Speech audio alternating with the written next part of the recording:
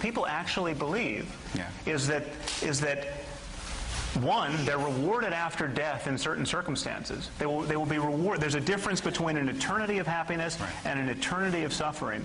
And it really matters what name you call God and what you believe and the precise kinds of practices you engage. And in the case of Islam, it matters if you die in the right circumstances, and nothing's more auspicious than dying a martyr. So I'm happy to make common cause with you to say this kind of religion is bad religion. Okay, but when you extrapolate that to all religion is bad and we should have the end of faith, what you're doing is you're doing the equivalent of saying because there is junk science, let's throw out all the PhDs. No, it's a false analogy. I'm objecting to the very thing you are typifying in this conversation. You are saying that religion is not a matter of making those claims to knowledge. Religion. No, I said God isn't. God, the belief in God. Yeah, those two are not identical. Religion is a path to God. Because religion is a path to God. What are you calling God? What am I calling God? Where is God? God is the intangible creator of the universe in whose presence a human being can live and according to whose dictates or will a human being can live in this world. But what is your evidence for the existence of God right now? I don't have evidence because it's not a scientific claim. Okay, but unless you want to say, oh, well, I shouldn't say it that way. I don't have proof because it's not a scientific claim. If you want a supporting idea, I would say my understanding of other human beings and my experience of other human beings, which leads me to believe that there's something more than material. My understanding of the design of the world, which leads me to believe that we're here not by accident.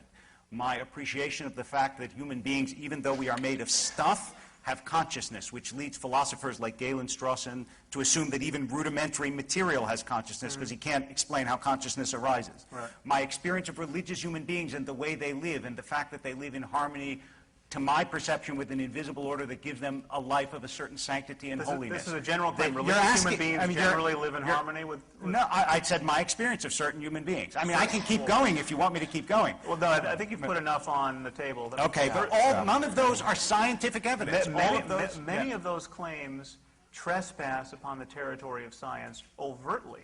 I mean, the claim about your understanding other human beings being suggestive of a divine artificer. Is that a scientific claim? Absolutely.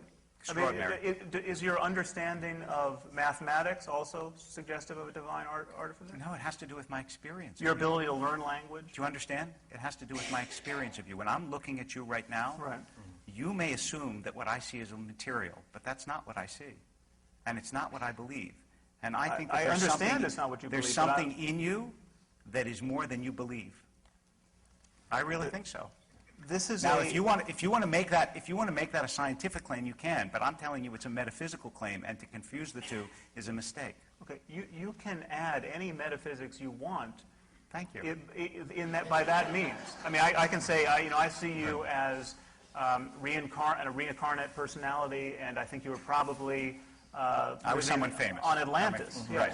Don't make me like a washerwoman in a previous People do this all the time. I mean, you can broadcast. I mean, this is constrained by our common sense in every other domain of discourse. I mean, just take, for example, the people who think Elvis is still alive.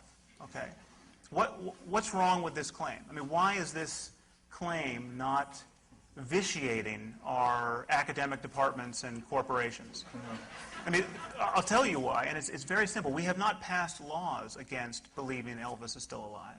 The problem is that whenever somebody seriously represents his belief that Elvis is still alive in a conversation, on a first date, at a lecture, at a job interview, he immediately pays a price. Yes.